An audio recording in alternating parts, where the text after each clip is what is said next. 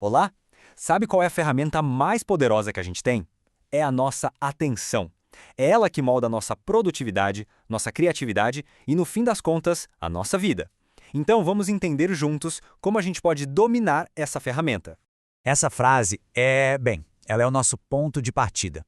Porque o lugar onde a gente coloca a nossa atenção não é só um detalhe, não. É o que define a experiência que temos do mundo, a cada momento. Pensa aí na última vez que você esteve num lugar assim, sabe? Um café cheio de gente, tem tanta coisa acontecendo ao mesmo tempo, conversas, o barulho dos talheres, pessoas indo e vindo. É um pequeno exemplo de como a nossa atenção funciona no dia a dia.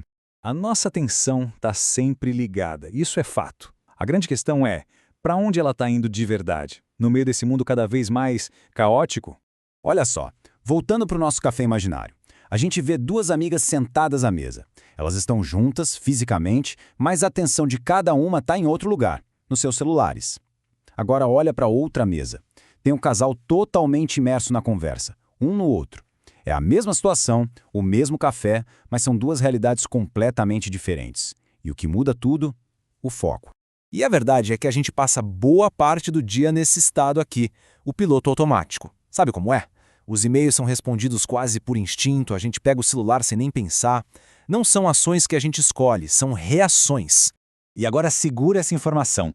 Pesquisas mostram que cerca de 40% das nossas ações diárias são hábitos. São coisas feitas nesse modo automático. É quase metade da vida acontecendo sem que a gente pare para escolher o que fazer. Assustador, né? Mas por que é tão fácil viver no piloto automático? Bom, a resposta está na maneira como o nosso cérebro funciona, na sua, digamos, limitada largura de banda. Pensa só, a cada segundo, nosso cérebro é bombardeado com mais ou menos 11 milhões de bits de informação sensorial. São sons, imagens, cheiros, sensações. É como tentar beber água de uma mangueira de incêndio. Tá, mas de todos esses 11 milhões de bits de informação, em quantos deles o cérebro consegue de fato se concentrar de forma consciente? Qual é a nossa capacidade real? Apenas 40. Isso mesmo. Não 40 mil, nem 400. 40. Parar para pensar nisso muda tudo, não é mesmo?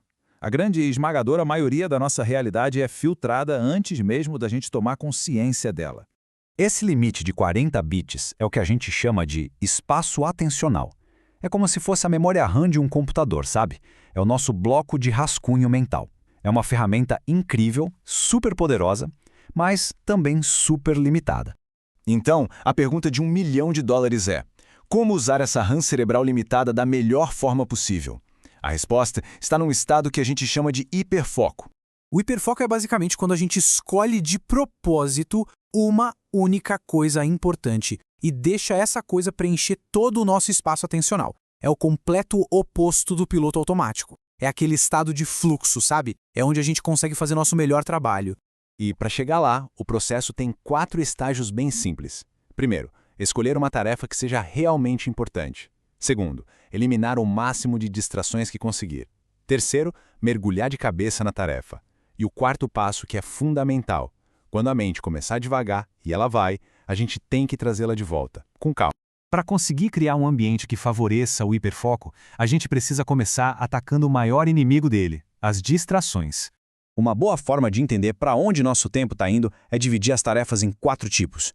No lado produtivo, a gente tem o trabalho necessário, que nem sempre é legal, e o trabalho intencional, que é produtivo e atraente. Já no lado improdutivo, tem o trabalho distrativo, que é gostosinho de fazer, mas não leva a lugar nenhum, e o trabalho desnecessário, que, bem, não é nem uma coisa, nem outra. O grande objetivo, claro, é passar o máximo de tempo possível nesse quadrante aqui, o do trabalho intencional. É nesse ponto que a produtividade e a satisfação se encontram. O problema é que é muito difícil ficar nesse quadrante. Estudos mostram que, em média, a gente consegue trabalhar só por 40 segundos na frente de um computador antes de ser interrompido ou se distrair. 40 segundos é muito pouco. Então, como a gente pode lutar contra isso? A gente precisa ser proativo, sabe? Criar um verdadeiro modo livre de distrações. Na prática, isso quer dizer colocar o celular em outro cômodo, usar aplicativos que bloqueiam sites, botar um fone de ouvido. E o mais importante, agendar esses blocos de foco. Tratar como se fossem reuniões inadiáveis.